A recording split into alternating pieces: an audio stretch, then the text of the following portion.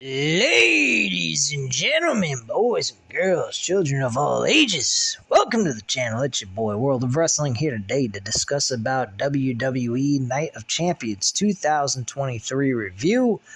I'm also going to be going ahead and uploading immediately after the AEW Double or Nothing pay-per-view. I do apologize about the inconvenience of these videos being uploaded so late, when I could have done them on the weekend. Double or Nothing should be uploaded today, and it will be anyway. But let's get started on Night of Champions with WWE. This was actually a fairly decent pay-per-view.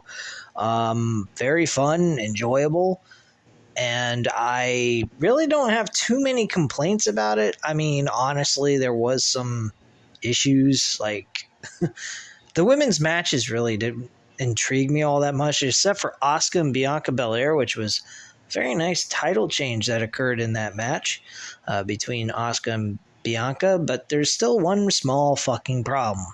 Why is a Raw Women's Championship on a SmackDown show and a SmackDown Women's Championship on a Raw show? It gets a little confusing if you ask me, but hey, what do I know? I'm just a guy behind a microphone talking about pro wrestling with you guys. So, the very first match on the show was Seth Rollins versus AJ Styles for the inaugural World Heavyweight Championship. And this match was fucking awesome. But it should have been the main event. We did not get that. We got it treated as second-class citizen treatment.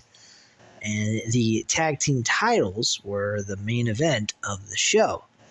Now, don't get me wrong, the main event of the show was very good, and it told a very solid, entertaining story, seeing that the Bloodline are slowly but surely falling apart at the seams, now officially with Jimmy Uso turning on Roman Reigns, which I'll get more into as we get to the end of this video.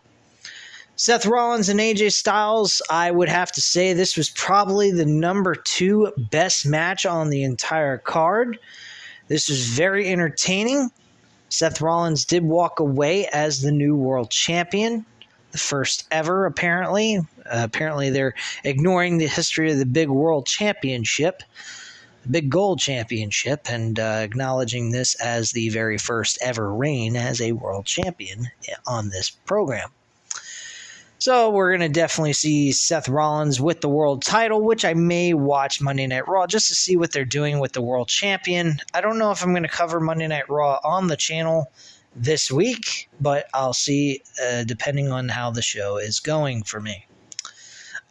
This match is a 4 out of 5 stars. Very good match. Nothing to really complain about with AJ and Seth Rollins as usual. And that's pretty much it. So let's move on to Trish Stratus and Becky Lynch. Trish Stratus and Becky Lynch, I have zero care for. I do not give a shit. The only thing that intrigues me about this is that Zoe Starks actually got involved in this matchup between Trish Stratus and Becky Lynch, helping Trish Stratus get the big W against Becky Lynch at the end of all of this.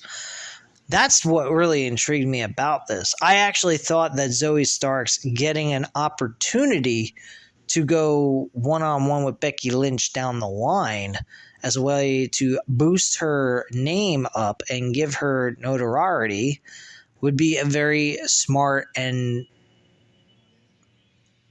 good move on WWE's part to help build a women wrestler on their show. Just my viewpoint on that. But this match was whatever. Becky Lynch didn't seem all Becky Lynch in this match. I didn't particularly care for this match so much outside of Zoe Stark's interference at the end helping Trish Stratus win, but apparently it looks like Zoe Stark is now affiliated with Trish Stratus.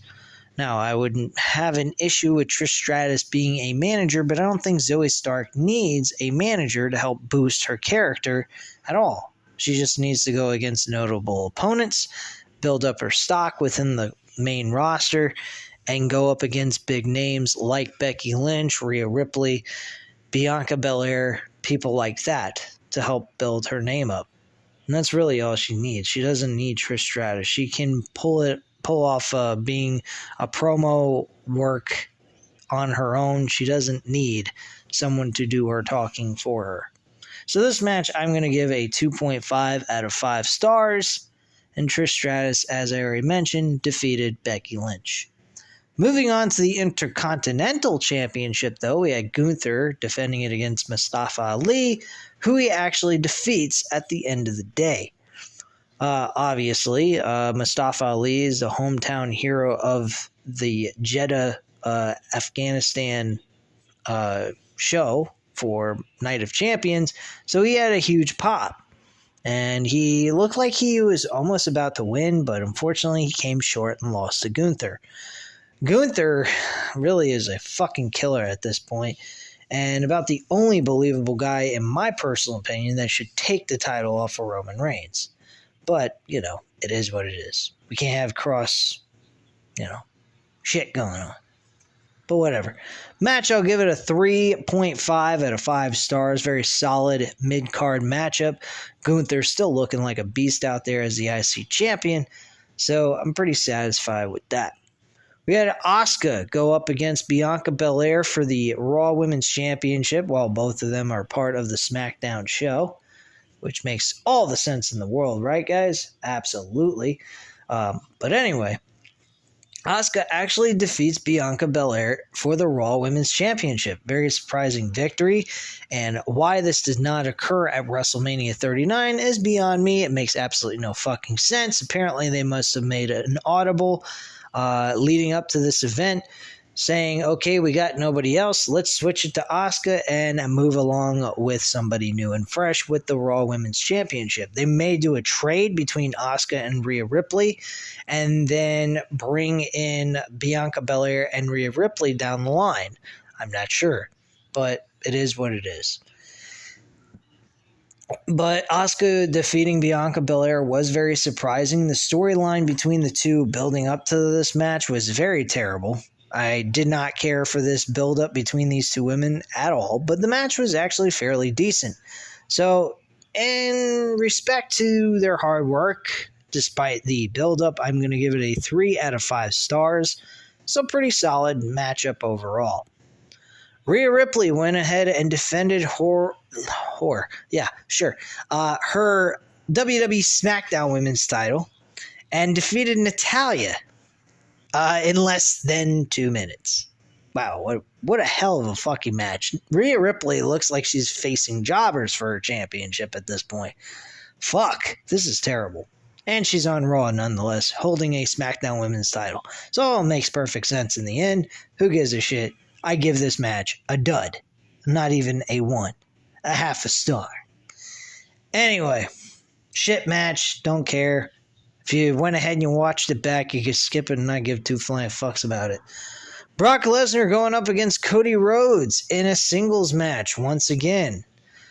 Cody Rhodes ends up losing this match by technical submission, being that he never technically tapped out, but he was not unable to do anything to fight back, so the referee had to deem the match as a stoppage because of the fact that he was pretty much trapped, had nowhere else to go, and there was nothing more he could do. He couldn't get to the ropes, and he just was pretty much doing nothing to defend himself, so the referee had to stop the match so his arm would not be broken off his body, basically, and used as a fucking drum on his head.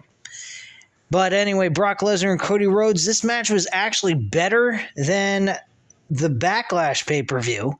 I would have to admit that. But my issue with this match is real simple.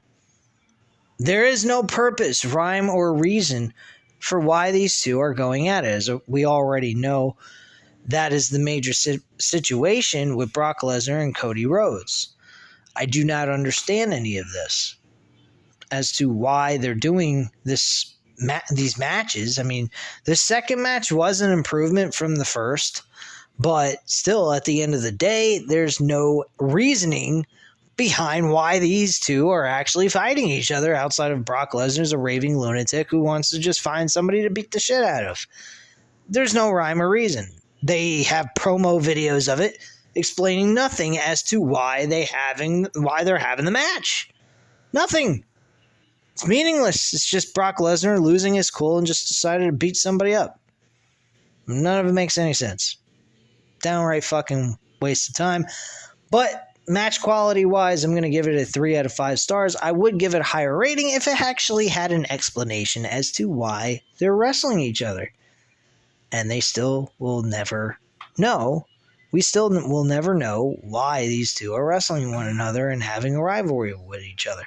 Thank you, Vince McMahon, for your poor booking decisions. You're fantastic at booking shows, you fucking idiot.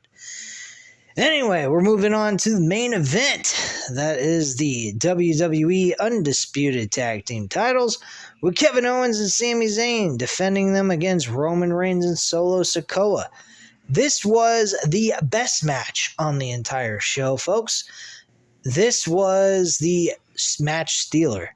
And not because the match quality was superb or anything. It wasn't terrible, though, either.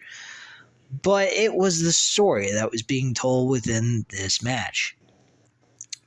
Basically, it was your typical tag team wrestling. Very good. I mean, they did very well together, these two teams. Solo Sikoa, though, did most of the work throughout. I mean, Roman Reigns came in and out whenever he felt the need to do so. And eventually, near the end, he was doing more work in there than he did in the middle and from the beginning in the middle. But anything after that was just whatever. So at the end, Roman Reigns was more involved in the matchup. And Jimmy and Jey Uso tried to make the save for Roman and Solo Sikoa. And the referee was actually knocked out by accident because Roman Reigns tried to spear Sami Zayn, and Sami Zayn moved out of the way, and Roman speared the referee by accident. From that point on, we actually had the Usos come in and try to make a save and help out Roman Reigns and Solo Sikoa so that they could win the tag team titles. Roman did not appreciate that. He really wanted them to just stay backstage and have nothing to do with the match. He started shoving Jey Uso, and Jimmy Uso eventually got pissed off enough where he finally snapped and kicked him square in the fucking head. Roman Reigns was pretty much knocked out. He was looking like he was unconscious or whatever. He was on his knees staring up at the lights, and Jey Uso's looking at him going, "What the hell are you doing, man? What are you kicking Roman in the fucking head?" And he said, "Enough is enough with this shit. I'm just doing what you should have done a long time ago. I'm tired of taking his crap. You're my brother. It's just you and me. That's all there is." And he went ahead and he said, "I got you, bro."